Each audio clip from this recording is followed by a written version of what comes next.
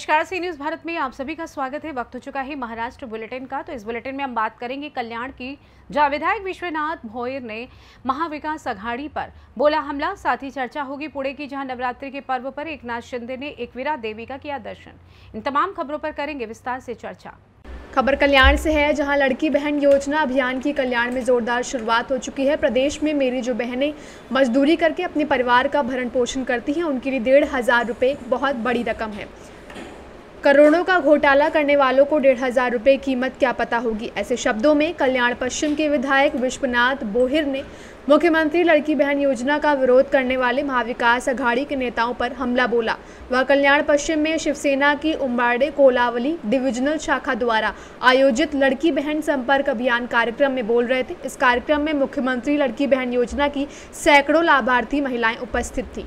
माननीय मुख्यमंत्री साहेब यांची संकल्पना होती की प्रत्येक मतदारसंघामध्ये ज्या लाडक्या बहिणी आहेत त्यांच्या घरी जाऊन कुटुंब भेट घ्यायची आणि त्याचबरोबर पूर्ण मतदारसंघामध्ये टोटल 15 मेळावे ह्या लाडक्या बहिणीचे घेण्याचे आदेश आम्हाला, मला वाटतं काल परवाच आम्हाला ते आले होते आणि सुरुवात करायची म्हणून मग मी जबाबदारी घेतली की बाबा प्रभाग क्रमांक 1-2 पासून सुरुवात करतो आणि ती सुरुवात तुम्ही बघत आहात।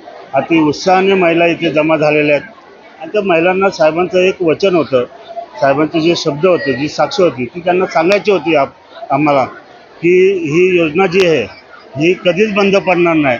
जर पुन्हा सत्तेवरती आलो तर योजना तर चालू राहील याची ग्वाहीच देतो, परंतु 1,500च्या ऐवजी 3,000 रुपये दिले जातील अशी सुद्धा घोषणा माननीय मुख्यमंत्री साहेबांनी केलेली आहे।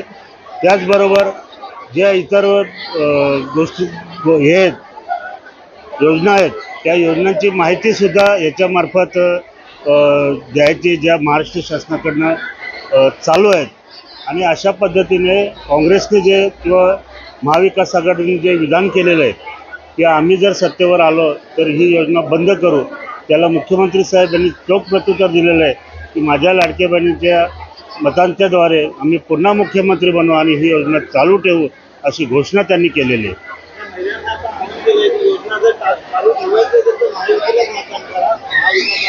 माहिती आहे का, मी मागे पण तुम्हाला बाहेर दिली होती, सुनील केदार हा अब्जोधीश माणूस आहे। त्यांनी तो बँकेचा घोटाळा करून अब्ज रुपये कमवलेले आहेत। त्याला 1,500ची व्हॅल्यू करणार नाही। 1,500ची व्हॅल्यू कोणाला कळते? ज्या महिलेच्या पदरामध्ये 200 रुपये, 100 रुपये, 50 रुपये नसतात, तिला 1,500 फार होतात ना। ही समजा पटकन 20 रुपयाची, 30 रुपयाची, 40 रुपयाची भाजी आणायची, काही एखादी छोटी वस्तू आणायची, तर ती पटकन त्याचा वापर करते ना, तिला कॉन्फिडन्स आला ना।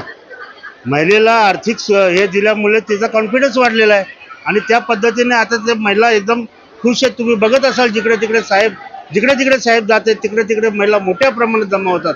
आता सुद्धा आम्ही बघा रात्री महिलांना फोन केले आणि काही महिलांना साहेब सकाळी फोन केले आपण, तरी पण त्या महिला किती मोठ्या प्रमाणात जमलेल्या आहेत हे तुम्ही आता इथे बघत आहात। म्हणजे महिलांमध्ये फार उत्साह आहे।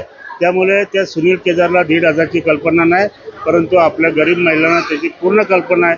त्यामुळे ते त्यांना आम्ही देत राहणार आणि पुन्हा सत्ता आली तर ते 1,500चे आम्ही 3,000 करणार हे साहेबांनी आम्हाला सांगितलं। कल्याण से सी न्यूज़ संवाददाता दीपक मोरे की रिपोर्ट।